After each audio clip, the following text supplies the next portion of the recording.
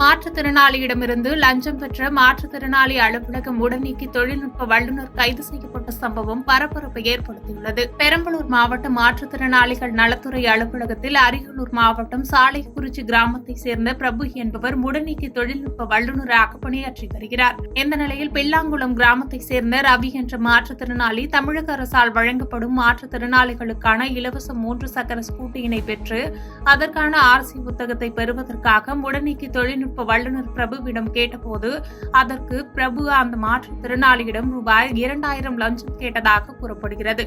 இதனையடுத்து மாற்றுத்திறனாளி ரவி கொடுத்த புகாரின் பேரில் மாற்றுத்திறனாளி அலுவலகத்தில் உடனீக்கி தொழில்நுட்ப வல்லுநர் பிரபுவை அதிரடியாக கைது செய்து விசாரணை மேற்கொண்டு வருகின்றனர்.